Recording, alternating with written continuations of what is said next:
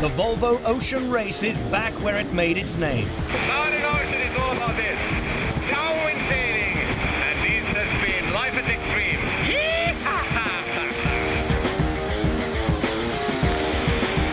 Nearly 4 weeks into the 12,500-mile leg 5 to Rio de Janeiro, 5 of the world's fastest monohulls are surging through the Southern Ocean. Wilder and more remote than any seas on Earth, where reputations have been won and lost, hearts and boats broken, and lifelong dreams scattered to the scouring winds. Out in front after breaking with the fleet and conventional wisdom with a bold move north are Magnus Olsen's Nordic crew on Ericsson 3. That's good. Perfect. Confident and cohesive they may be, but Olsen's team is short of Southern Ocean savvy, and they're being chased by men who aren't. Catching the Nordics before Cape Horn is always a possibility. Hunting them down are the overall race leaders on their sister ship, Torben Grail's Ericsson 4. Grail's crew is stacked with New Zealand nous and studied with previous race winners hell-bent on reeling in their upstart colleagues. Watch out, E3, we're coming, baby. Also in the hunt are Ken Reed's crew on Puma's Il Mostro. Third on the leg and third overall, Reed's men have pace, poise and panache, but have they got what it takes to win a leg outright? Head to Cape Horn, baby. Here we go. Suffering in the south is Ian Walker's Green Dragon, 400 miles behind the leaders, but perilously close to the icebergs that 2 ice gates were designed to avoid. That little one there is enough to sink us. Even further back is Bauer Becking's Telefonica Blue, winners of the last 2 legs, second overall, and the biggest threat to Ericsson 4. 19 hours behind the fleet after running aground at the start, Becking's crew fight their way back into contention, only to snap a forestay once they've taken the lead. Yes, brother. Jury-rigged, Becking's challenge looks to be over, but this is the Southern Ocean. Here, even to the best prepared boats, anything can happen, and often does. There are still over 4,000 nautical miles to Rio, nearly half in the Southern Ocean. Complete them safely, and the fleet still has to negotiate Cape Horn, where wind, waves and ambition will collide at the second scoring gate of the leg. Passing lanes are opening up, tactical options increasing. The fatigue may be kicking in, but leg 5 is kicking off.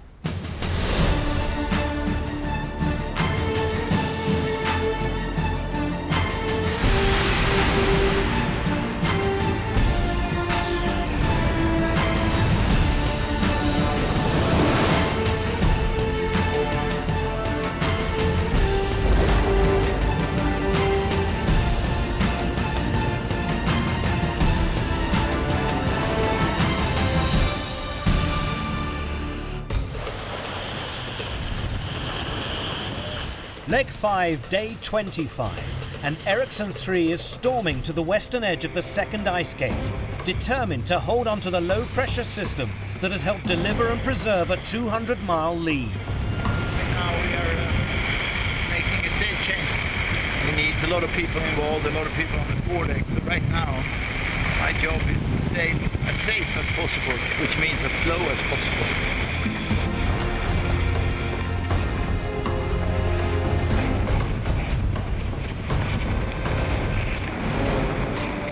Stalking their sister ship, biding their time in expectation of a change in the weather, is Ericsson 4. Tactically and geographically, Grail's men have been here before. I think pretty important.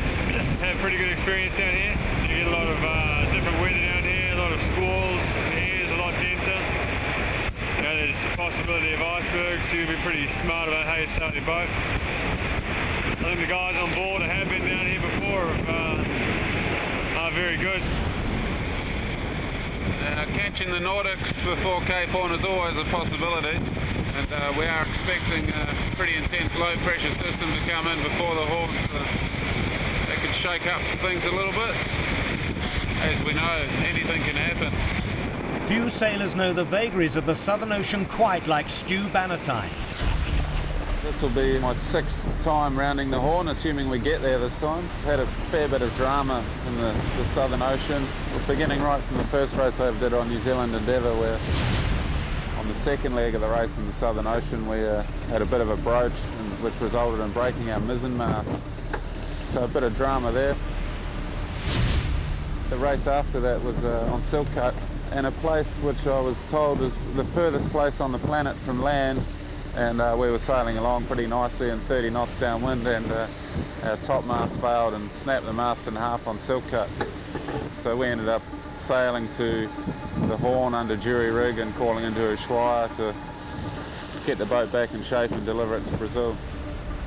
Yeah, I get a lot of stick about it actually. I've had probably more than my fair share of drama, so everyone's hoping I'm not jinxing them. During the last Volvo race, approaching Cape Horn and running in about 30 to 35 knots, having a whale of a time, the bomb doors on the bottom of the far boat failed, causing a large amount of water to come into the boat in a hurry, and that was probably the closest we've come to sinking the boat until we actually sunk, of course. Again, called into Ushuaia. That was my 2nd time to Ushuaia, so I know that place pretty well. Fingers crossed and touch wood, no major dramas so far for us in this race. And as I say, I hope I'm not jinxing everyone, but looking forward to a successful Cape Horn rounding this time. Day 26. After dropping off the low pressure system as they clear the second ice gate, Magnus Olsen's men head south for Cape Horn and bigger breeze. Immediately, they shed miles to the chasing boat, and within a day, they've lost more than a quarter of their 200-mile lead over Ericsson 4. Kenreach Puma in 3rd place shares in the gains, sailing in stronger winds that are eroding his opponent's lead, but also wearing down his crew. Power reaching has some of the glory of speed and all of the hardships of just getting pummeled 24 hours a day. The guys who are on regular watches, who are up and down every 4 hours, come down looking like something the cat dragged in. It's just brutal wet sailing. In 4th place, Green Dragon has also been making gains on the leader. Pretty much as far as you can get from land here. South America and Chile are about 2,000 miles that way. About 3,000 miles to Antarctica. About 4,000 or 5,000 miles to the Galapagos. Pitcairn Islands back here somewhere, a few thousand miles. Not much out here. For Bauer Becking's Telefonica Blue, matters are going from bad to worse. They're now more than 800 miles in arrears as a result of their broken forestay, cut off from the rest of the fleet by a ridge of high pressure. Your noodles and spaghetti bolognese. That's the best one. One of the more positive aspects of life on board is the food organised by media crew member Gabri Olivo, here combining his 2 responsibilities in a Southern Ocean cookery demonstration. Put the packet inside the esky. Add the water in, that's it. Drop that. Nothing special. Other crew members have been recruited to assist with lighting and second camera coverage, while one is more concerned with the ventilation. Leave it there for half an hour. Drop that. So, but then do you take the light? I take the light. You sit on the other side where the other camera is. So you sit just behind me. that. Now aware of developments behind him, having reviewed his footage, Olivo's production moves from kitchen sink drama to bedroom farce. And when I do like this on the, when I can say, ah, good smell, you come out. Okay? Perfecto. Let's go. Look at that. Beautiful. The best one is Parmesan cheese, grated. Beautiful. Good smell. It's really nice.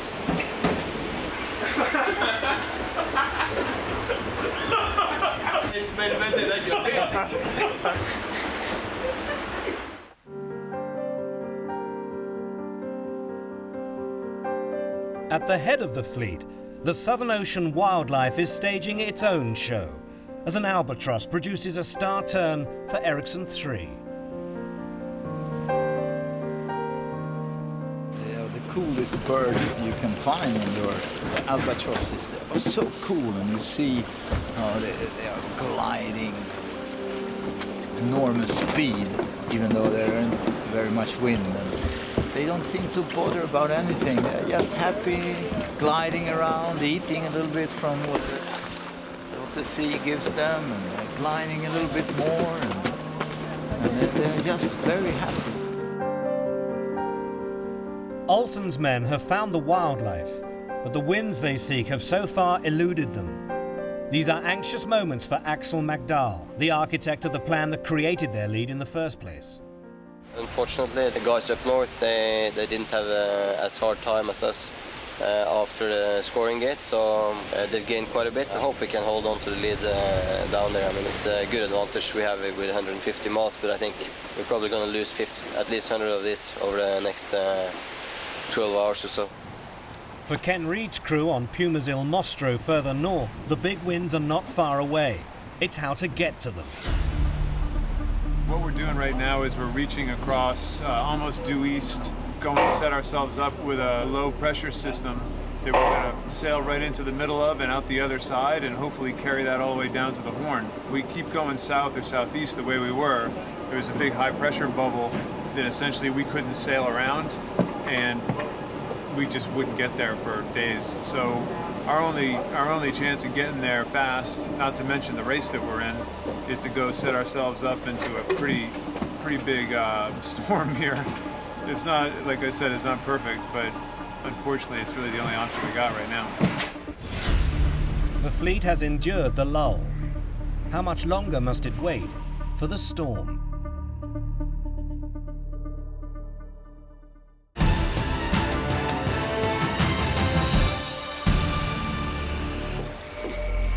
So far on leg 5, the Volvo Ocean Race fleet has been denied the Southern Ocean sleigh ride they were promised. Just dealing with the rigours of the Southern Ocean. Found the Southern Ocean doldrums today. Spent a lot of time with the masthead zero on, which is a sail we shouldn't have up in the Southern Ocean, but we have had. It's a bit of a worry because our zero's on its last legs and we might need it getting into Rio, but it's pretty cold, it's not wet at all. Haven't had any major atrocities. It's actually been pretty nice. We're expecting some yucky stuff in the near future though. Tomorrow I think we're all going to get wet again, so it'll be good. Looking forward to that. There are now less than 1,500 miles to the second scoring gate at Cape Horn. Magnus Olsen's Ericsson 3 still leads the fleet from its southerly position, but its advantage over sister ship and overall race leader Ericsson 4 is down to 60 miles. Ken Reed on Puma's Il Mostro is another 50 miles back in third. Ian Walker's Green Dragon over 150 in fourth.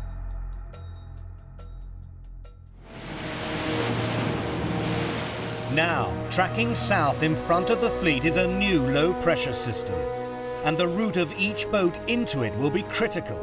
For the race leaders and their followers, the wait is almost over.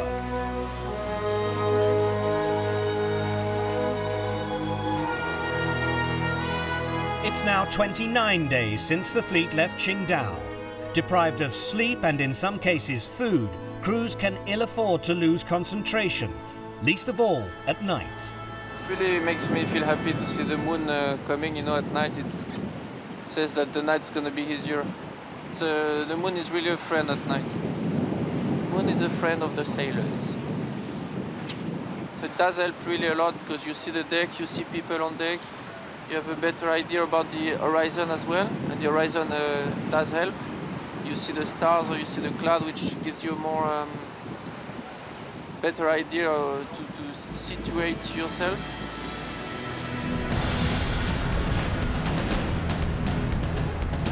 The following day, the Southern Ocean kicks in with a vengeance. For the next 48 hours, progress to the Horn for the first 4 boats is rapid. Ericsson 4 resumes their pursuit of the leaders and closes to within 33 miles of their stablemates.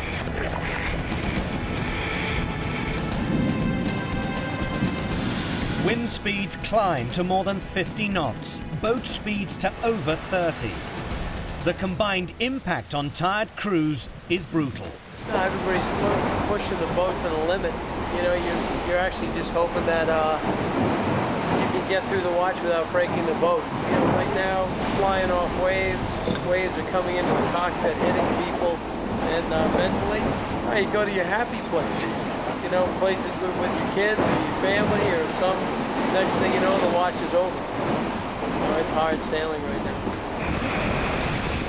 So tough are the conditions that even Southern Ocean veterans like Tony Mutter on Ericsson 4 run into trouble. Got caught with a squall and buried the bow. You know, coming out into a broach. Tried to straighten her out and with a wheel and broke it all. It wasn't very nice.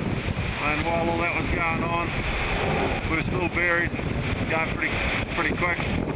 And I thought it just broken a cable, but so I swapped wheels.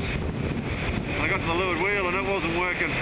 So luckily Blood was right there, and he grabbed the weather wheel and continued on while then we finally worked out what was going on, and we just ripped all the sheaves out of the inside of the hull, the steering sheaves that come off the quadrant. So not a very nice moment, but we got through it. It got pretty windy actually.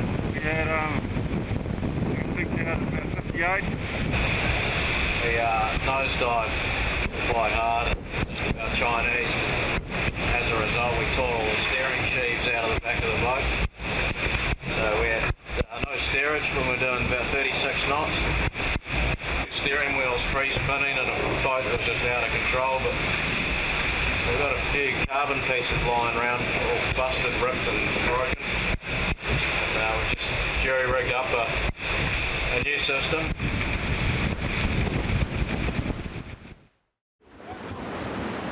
Over 750 miles back down the racetrack, the crew on Telefonica Blue makes a last check of its mast and jury rig.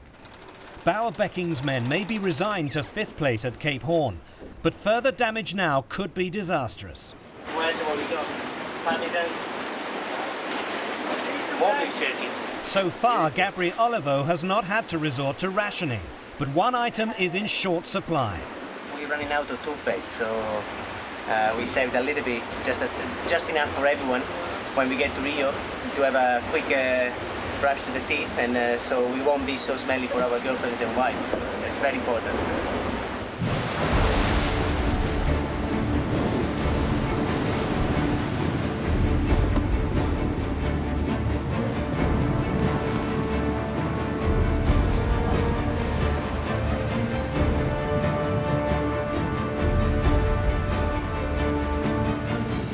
Within 24 hours, Becking's men are swept into the path of a separate low-pressure system, and they too are sent hurtling towards their objective.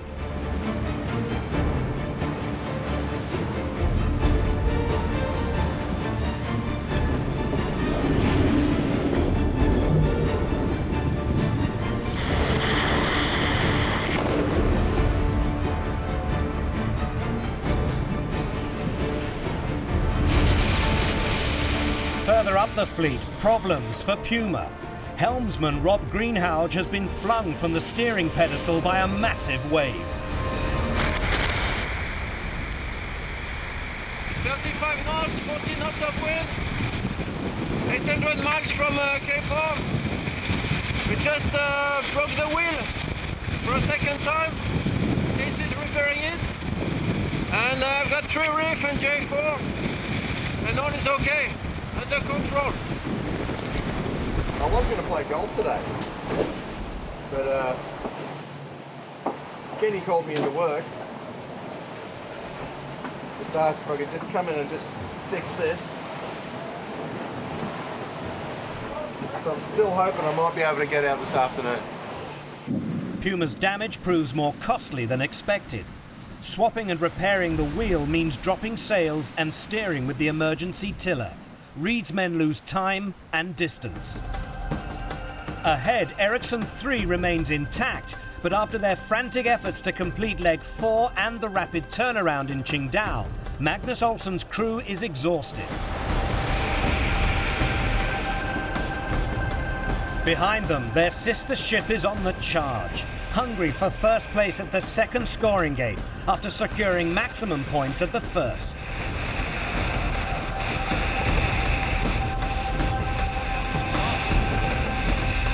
On Green Dragon, there's brief respite for Ian Walker's crew, now sailing more conservatively in the boat-breaking conditions. Today from Cape Horn, it's currently between two systems. We're going to have a bit more wind on the approach of the Horn, but nothing too serious, hopefully. We go along the Chilean coast in southwest winds, jibe Cape Horn, and then at the moment we're looking at the route inside the Falklands.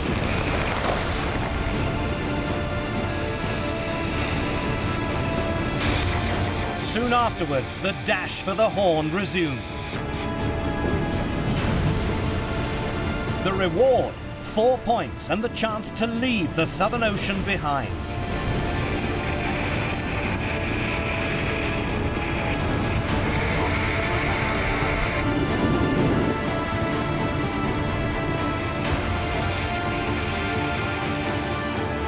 Late on day 30, a jibing duel begins as the fleet hugs the Chilean coast on its final approach to the Horn.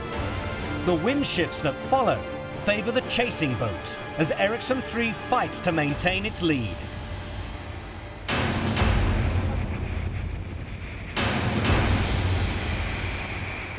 Day 31, 12:22 GMT. The race to the Horn is finally decided.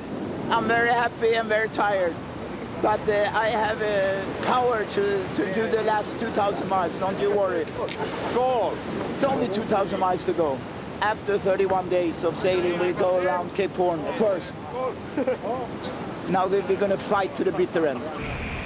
Bit of the boat, bit of the ocean. Less than 2.5 hours later, Ericsson 4 rounds to claim 3.5 points and immediately sets off in pursuit of its sister ship. Have to put ashtrays on the pedestals. We made it here, not much damage, everybody in good shape, and very good result for the overall. So thank you very much for the effort. Let's keep it up, eh? We have a little celebration coming up. We're rounding Cape Horn. Casey, are you going to go naked at the Horn? Of course I am. What else would you do? He said he's going to hold the sign naked. So, personally, if he does do that, he's the dumbest human on earth. Just under 6 hours later, the third boat to clear the scoring gate after elaborate preparations is Ken Reed's Puma. It'll be dark, but still St. Patrick's Day by the time Ian Walker's Green Dragon reaches the Horn. The Irish-Chinese entry makes it a double celebration. The race to the Horn produces two big changes to the overall leaderboard. Ericsson 3's brave strategy lifts Magnus Olsen's men above Ian Walker's Green Dragon into 4th overall, while Ken Reed's Puma moves into 2nd at the expense of Bauer Becking and Telefonica Blue, still 750 miles from the scoring gate. But still at the top after extending their lead to 9.5 points is Torben Grail's Ericsson 4. Over 2,000 miles of Leg 5 remain. Hard on the heels of their stablemates and sailing towards Rio and home waters, Torben Grail looks set for a triumphant homecoming. But the Southern Ocean has taken its toll. We're going to issue the keel manifold side of the leak randomly. So on this starboard jibe, we are losing quite a lot of oil. Just talking through this, do we have a spare manifold? Would you bother to stop and fix it? If you wouldn't bother to stop and fix it, where would you go to? If we were going to go here, we're going to be ahead of anyone with a spare manifold by about a day and a half. So I think the ratio seems reasonably confident that he can sort the problem out. And another alternative place to try and sort something out would be the Falklands, but we're going to be there in 24 hours as well. Or if we're fine on port tack, well, why not go on port tack and see where we end up, you know? At least hopefully they can fix it. Basically, whenever you're on starboard, this means you've got to keep topping the reservoir up to keep pace with the league. You just pouring it. We had the center for the one. Well, now we are 2,300 from Rio. So I cannot do the service until we jibe. When we jibe, then that valve is in the low pressure side, and we can take it off and do the work, no problem. Torben Grail's men have a problem. Do they stop or carry on? For the race leaders, suddenly, there are questions to answer.